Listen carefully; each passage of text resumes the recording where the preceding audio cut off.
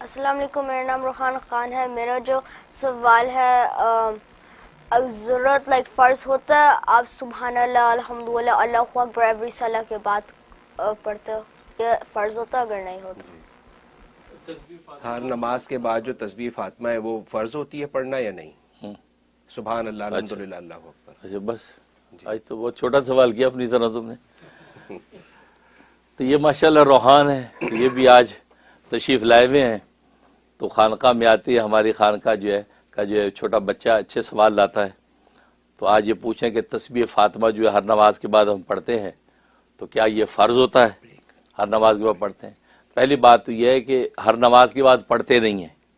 ये फजर और जो है वो असर के बाद पढ़ी जाती है, और उसके बाद भी पढ़ना फ़र्ज़ नहीं है।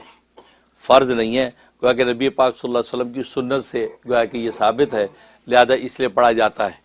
और इसकी चूँकि बड़ी फजीलत है, खुद नबी करीम सल्लल्लाहु अलैहि वसल्लम ने अपनी साहिबजादी हज़रत फ़ातिमा ज़हरा रज़ी अल्लाह ताला अन्हा को ये तस्बीह बताई थी, तस्बीह फ़ातिमा। जब उन्होंने ग़ुलाम मांगे थे कि आप मुझे भी ग़ुलाम दे दीजिए, घर के काम काज में बड़ी मुश्किल होती है, पानी जो है वो मशके भर भर के लाना पड़ता है, वो ग़ुलाम दे दे। आप फरमाया कि फ़ातिमा तुझे ग़ुलाम से भी बेहतर चीज़ बताता हूँ। तो उनको जो ये तस्बीह फ़ातिमा बताई। और इसका मतलब ये है कि चूँकि काम काज में बंदा थक जाता है, थकावट होती है, तो थकावट का असल में इलाज बताया आप। ये ऐसा विटामिन है, ये आपकी कुव्वत के लिए, आपकी थकावट दूर करने के लिए और कुव्वत हासिल करने का विटामिन है ये। इससे नबी ने बताया, वरना आप खुद सोचे, मांगा तो गुलाम तस्बीह दे दी, आप खुद सोचे इसका क्या मैच है। क्योंकि काम काज में थकावट होती है ना। अब मशके उठा उठा के आपके निशान पड़ गए थे बदन पे, वो मशक पानी को उठा के लाते थे, चक्की पीसती थी, और काम काज तो इतनी मुशक्क़त, तो थक जाते हैं। तो इसलिए आप चाहते ग़ुलाम मिल जाए, ज़रा सहूलत हो जाएगी। अब ग़ुलाम से बेहतर चीज़ देता हूँ, तस्बीह फ़ातिमा।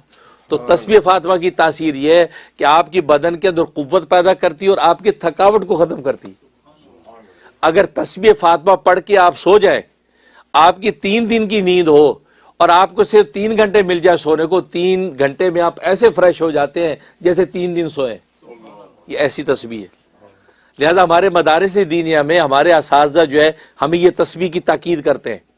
क्योंकि मदरसों में आपको तो रात 2-2, 3-3 बजे तक मुताला करना है, पढ़ना है, तकरार करना है और सबक याद करना है। अब नींद थोड़ी सी मिलती, फिर तहज्जुद में उठना, फिर फजर में उठना, फजर के फिर मदरसे में जाना, तो रात की तो टाइम मिला का सोने का। अब वरना क्लास के अंदर होंगे का बैठ के। तो असातिज़ा किराम बताते तस्बीह फ़ातिमा पढ़ के दम करके सोया करो। हम तस्बीह फ़ातिमा दम करके सोते थे, तो 2 घंटे के बाद नाज़िम उठा देता था, चलो अभी फजर का टाइम हो गया। 2 घंटे बाद उठते थे यूं जैसे 8 घंटे सोए। ये ऐसी चीज़ है, आप करके देखे तजर्बा। इसलिए आपके बदन की थकावट को यूँ समझो सक कर लेती है, खींच लेती है। और फिर कबूलियत के अंदर इसकी बड़ी तासीर है। कबूलियत और दुआ में इससे बढ़कर कोई तासीर नहीं है। लिहाजा ये फजर और असर के बाद ये तस्बीह फ़ातिमा रखी गई, क्योंकि उसमें मलाइका आसमान के तब्दील होते हैं। फजर के जो फरिश्ते आते हैं वो असर में वापस चले जाते हैं, असर में नए आते हैं।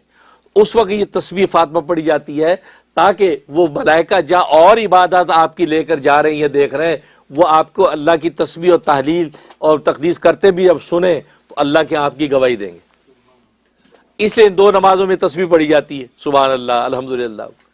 और ये 3 कलमात इतने ताकतवर है, बल्कि एक हदीस में आता है, बड़ी ज़बरदस्त हदीस है, उस तस्बीह को जो है तस्बीह सलातुत तस्बीह सुगरा कहा गया है। सलातुत तस्बीह सुगरा चाहे नबी पाक सल्लल्लाहु अलैहि वसल्लम हदीस में फरमाते हैं, और सही हदीस है, फरमाया कि जब तुम नफिल पढ़ा करो, 2 रकात नफिल पढ़ो, नफिल का सलाम फेरने से पहले 10 मरतबा सुभान अल्लाह, 10 मरतबा अल्हम्दुलिल्लाह, 10 मरतबा अल्लाह अकबर कह के सलाम फेरो, वरना जो दुआ करोगे फ़ौरन कबूल होगी।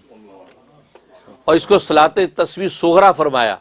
कुबरा तो आप जानते हैं वो वाली जो है, ये सलात सुगरा। लिहाजा नफिल जब आप पढ़ें तो नफिल नमाज में आप ये जब सलाम फेरने से पहले ही 10 मरतबा सुभान अल्लाह, सुभान अल्लाह, सुभान अल्लाह, सुभान अल्लाह, ये काउंट भी कर सकते हैं आप। फिर अल्हम्दुलिल्लाह, अल्हम्दुलिल्लाह, अल्हम्दुलिल्लाह, अल्हम्दुलिल्लाह 10, अल्लाह अकबर, अल्लाह अकबर, अल्लाह 10 पूरी हुई, अस्सलाम वालेकुम। फरमाया हाथ उठाओगे कबूल होगा, यकीनी दुआ कबूल। ये तजर्बा करके देखें, ये ऐसी ज़बरदस्त चीज़ है। ये 3 नाम अल्लाह को ऐसे ज़बरदस्त पसंद है क्योंकि एक में तस्बीह, दूसरे में जो है वो तहमीद और तीसरे में तकबीर है, अल्लाह की पाकी बयान करता है, फिर अल्लाह को हम्दो सना से तारीफ़ से मुज़य्यन करता है, फिर अल्लाह की बुलंदी का इकरार करता है, तो अल्लाह की रहमत को जलाल आ जाता है, खाली हाथ नहीं लौटाता। इसलिए ये तस्बीह, तो ये तस्बीह बहरहाल जो है ये मसनून अमल है, ये फ़र्ज़ नहीं है, लेकिन यह कि इसको पढ़ना चाहिए।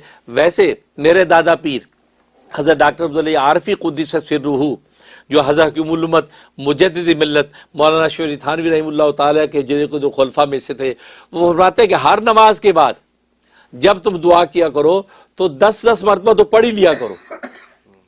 वैसे तो 33 मरतबा की तरतीब है, 33 मरतबा जो वो सुभान अल्लाह, 33 मरतबा अल्हम्दुलिल्लाह, 33 मरतबा अल्लाहु अकबर, ये आप जो फजर और असर के बाद पढ़ते हैं। और रात को सोने के वक़्त जो पढ़ने का मामूल है उसमें 33 मरतबा सुभान अल्लाह, 33 मरतबा अल्हम्दुलिल्लाह, 34 मरतबा अल्लाहु अकबर। ये रात को सोने के बाद जो दम करना है, जिससे आपकी थकावट सारी वो बिल्कुल खींच ली जाएगी, वो तो 34 बार अल्लाहु अकबर करके दम करके बदन पे हाथ फेर के सोए, तो ये तरतीब। तो फरमाता वो तो है, लेकिन वैसे जब दुआ मांगो हर नमाज के बाद तो 10-10 मरतबा पढ़ लिया करो, सुभान अल्लाह सुभान अल्लाह सुभान अल्लाह सुभान अल्लाह सुभान अल्लाह सुभान अल्लाह सुभान अल्लाह सुभान अल्लाह सुभान अल्लाह सुभान 10 मरतबा, फिर अल्हम्दुलिल्लाह अल्लाहु अकबर 10 पढ़ के अब दुआ किया करो। फरमाया कि दुआ यकीनन कबूल होगी, और वो हदीस से पहले वाली मैंने बताई दी है, तो इसलिए ये बहुत बाबरकत अमल है, तो इसको करना चाहिए। हज़रत इसमें दम करने का तरीका कुछ हज़रत ये फरमाते हैं कि हाथ पे फूंक के फिर अपने पूरे जिस्म पे हाथ फेरना, हाँ बिल्कुल हज़रत यही तरीका यही, है, हाँ, सही मसनून दम करके पूरे बदन पे हाथ फेरिए, जहाँ जहाँ हाथ पहुँचता है हाथ फेरेंगे, सिर्फ अपने ऊपर फूंकना काफ़ी नहीं है। नहीं। ओके, जज़ाकल्लाह खैर।